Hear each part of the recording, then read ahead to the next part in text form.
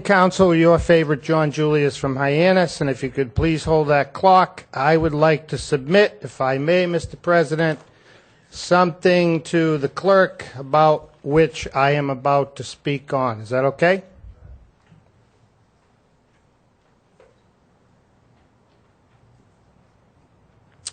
I would pay attention if I were you.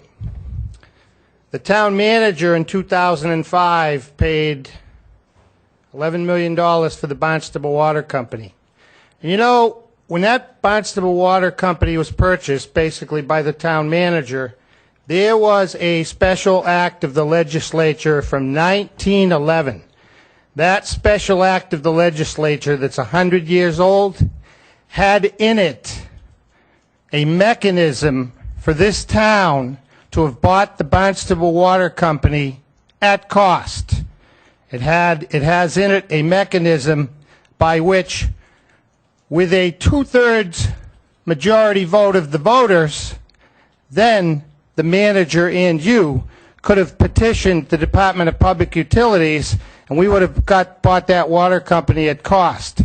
Well, I came tonight to ask the town manager himself a couple of questions. Number one, because the road was paved for that mechanism to be in place, why did the town manager not petition the Department of Public Utilities, and instead the town manager spent $11 million to the Barnstable Water Company? So my first question is, why did he do that? Secondly, why did the voters in this town, by the special act of the legislature, which requires a two-thirds vote by the voters, why were the voters not allowed to vote? And the last one, you see, Mr. Klim, our town manager, back in November of 2002, he offered the former Connecticut CEO, director, $3.5 million for that water company. And then I have another letter from Mr. Klim on June 8, 2004, 19 months later, in which Mr. Klim agreed to pay $11 million. Mr. Crocker sells real estate.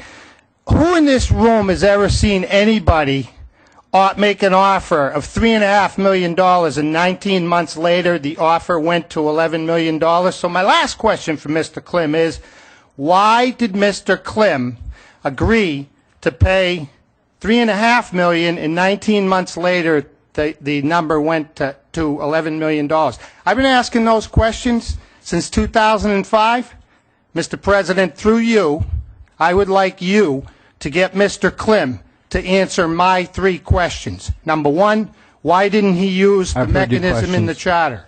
Pardon me? I said I heard the questions, and I think you're out of time if you want to wrap up. Mr. President, are you going to make a pledge and promise to me to get me answers? Absolutely. I'm not going to make any pledge or promise to you, but the questions that you've asked, we'll look for an answer for. Thank you.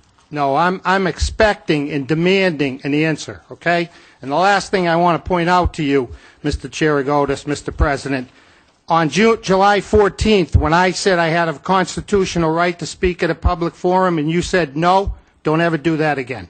Understand? Let me tell you something. I'm the chair of this meeting, and in this meeting, I'll make the rules. And you're done. Thank you very much. This is a public assembly. Mr. Page, please. Excuse me, you're laughing up Page, there, Miss please. Barton. Let me tell you, I Mr. wouldn't be up Page, here so many please. times if you weren't You're out of laughing. order, sir. If you I'm weren't asking you to laughing, sit down. I wouldn't have to come back I'm time and asking time you again. to sit down. You don't answer the questions. You laugh at the people. Answer the questions. We'll have a brief Why do I recess. have to keep coming back? Don't be laughing when somebody wants an answer. It's our constitutional right and your duty. You people just sit there and you take it.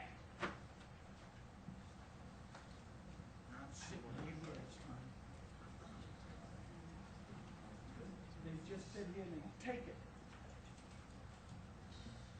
I want answers now. Mr. Burt, we're going to have a brief recess. Okay.